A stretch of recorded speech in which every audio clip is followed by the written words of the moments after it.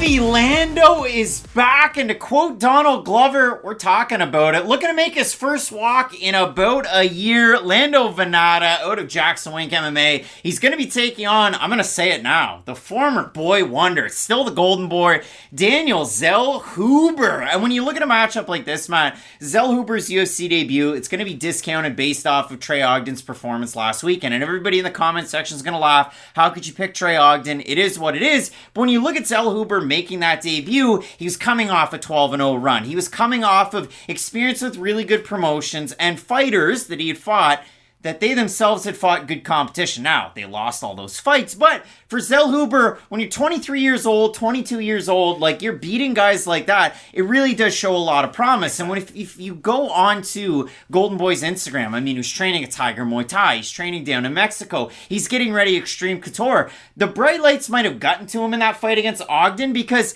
in the first round, it was kind of a stalemate. Both guys played at range, because if you do look at a Zellhuber fight before that, his opponents bring the fight to him. He kind of gets that dog going, and then Zellhuber's right into the matchup. It's just in the Ogden fight, there weren't a ton of takedown attempts from Trey. There was a lot of striking at distance, and Zellhuber just didn't seem to have that regular fire that we were used to. You bring up Bahamondes. There was a point that we both talked about a lot last week. He's a long-range striker, but he likes to get a lot of his work done up close, and Zellhuber is a very similar fighter in that capacity. You look at 6'1", you look at a 77-inch reach, and you're like, wow, he must fight like Max Holloway at range with his boxing or throw kicks like Gary Rodriguez. Not necessarily. He is a guy who will, like you said, get a little bit ugly, and he does excel when his opponent brings the fight to him, and that's why I think it'll be really interesting to see what version of Lando Vannata do we get, because Lando Vannata's early success in his career was probably the worst thing for his MMA career. He had one of the most famous knockouts of all time against John McDessie, that like skip in spinning back kick. It was a piece of art. Did Lando Vannata have the best run with a bad record at the start of his career? 1-2-1? Well, also, he fought Tony Ferguson and almost knocked him out 6 times in like 4 minutes, and it's one of the great short fights of all time. It's just, Lando Vannata was a guy who, if he was fighting someone way better than him, he was going to push them far harder than you ever thought they were going to get pushed in that fight. And if he was fighting someone who you at least thought was kind of below him in the rankings, he was going to look really good. But the thing about Vannata was that striking really did carry him for a lot of his early career, and then he started to experience some losses, and we didn't see him be as active as he was at the earlier part of his career. And that's interesting, because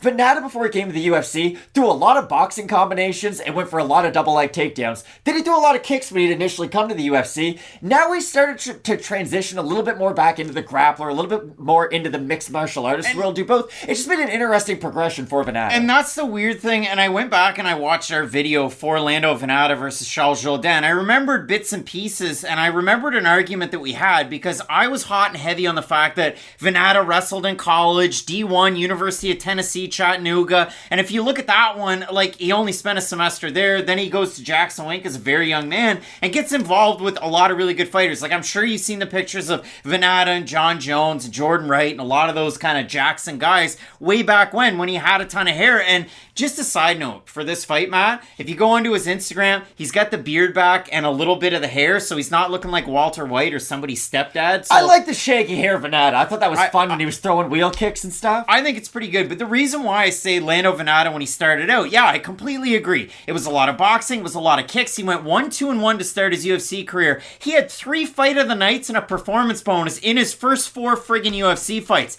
That doesn't happen very often. But as it went on, poor competition he would beat, and better competition he would lose to. And I know he had an early fight of the night with Bobby Green. They rematched. It was another fight of the night. But since 2018, that to me is kind of Vannata's only big performance. His Bobby Green fight, the second one, where it was a fight of the night. Is he just Alexander Hernandez who's a little bit more in the future? Like, you look at the losses. Mark Jacasey was able to control it. Yancy Medeiros was a win. Medeiros was 1 fight away from being out of the UFC, although Medeiros' last UFC fight was a lot of fun. The fight against Bobby Green, another loss, but that was a fight of the night. He beats Mike Grundy by split decision. Majority thought that Vannata won that fight. And then Vannata's last time out, again, it was a big harping point of mine. That's why I wanted to go back and watch that. I said, hey, Vannata's going to go out there for the takedowns. And sure enough, he goes out there for the takedown, and he gets caught in a submission, and he loses the fight very quickly. So for Vannata getting ready for this one, I decided, okay, I'm going to see where he's training, because he's always been a Jackson Wink guy, but he's been training for this fight up in Colorado, and I threw down some of the names. He has been with Onyx, with Gaethje, and then Team Elevation with Drew Dober, Corey Sandhagen, Taiwan Claxton, so Eric Claxton with those knees over with Bellator, Carrington Banks, so you see in everybody's corner nowadays, but you don't see him fight anymore, and every week I say, frig, I wish we got to see him fight more. And then, again, it is weird for Lando Vannata, this career arc. He's always kept it groovy, which on his UFC.com profile was a nickname given to him in an IHOP parking lot back in 2015 by Cub Swanson.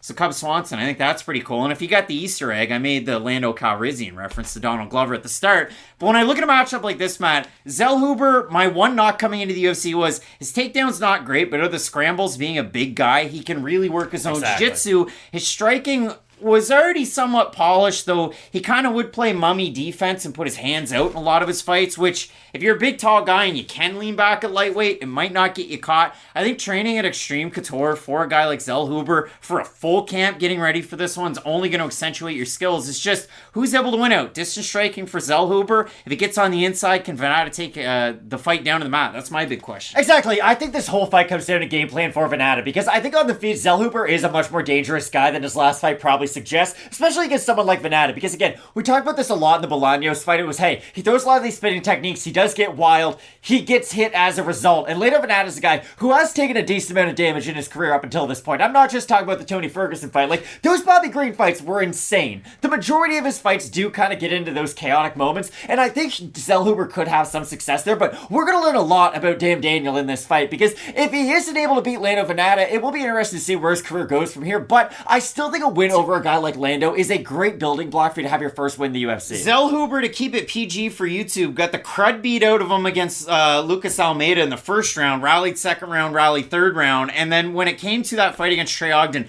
minus 390 favorite, and he lost in that one. Zellhuber is a slight favorite in this matchup. Groovy Lando is the slight underdog. We have a look at the Topology votes. Matt, surprised us there to you. I've been all over the board on this one so far. I'm going to say over under for Groovy Lando, even though it hasn't been good lately. I'm going to say over under 60% Vannata. I think it'll be under. It's going to be under. And it's just under. 977 total votes. 57% Vannata, 84% by decision for the 43% that have Zellhuber. 64% by decision, 24% by knockout. And Matt, for Zellhuber, again, outside of Contender Series in the UFC, his just length and overall fight IQ was able to get him into these sprawl positions where he's so long to defend takedowns that he could then mount that offense. I wonder if he can do that against Vannata here this weekend. Do you think so? I'm like 55-45 on this fight, if I'm being completely honest. I could see this fight go either way, because every time I do get kind of a sequence or a scenario where I think, okay, this is where one of the fighters could excel in, the other one kind of has the counter for it and could have a lot of success based off it. Ever so slightly, I will go with Zellhuber, because he hasn't taken the damage that a guy like Lando Vannata has. And I know Vannata doesn't have a poor chin by any means. Do not get what I'm trying to say as that. But we've just seen him get hit a lot at this stage of his career, and I worry if he can continue to get into those fights. So I think he can have success with the wrestling, with his cardio again. Hopefully I painted a good picture for how Lando can win this fight, but I'm going to go with Daniel Zellhuber. Daniel Zellhuber, Extreme Couture, and then the one recent picture on his Instagram training his boxing and taking a picture with Andy Ruiz. Will it be the curse of Ruiz? I think it will be. I'm going with a Groovy Lando Vannata. I like that camp change at Elevation, rounding things out at Jackson Wink, coming into a matchup like this, and I'm going to rely on Vannata's wrestling, which I didn't against Charles Jourdain. So it should be a great matchup, Matt. We're both split on the pick. You're going with Mexico's own. I'm going with the United States of America's own. Some big-time matchups on this card, Matt. And in the main event, Max Holloway taking on Arnold Allen. You're not going to want to miss it. Keep it locked in with Fight Night Picks. We always say, let's get into it.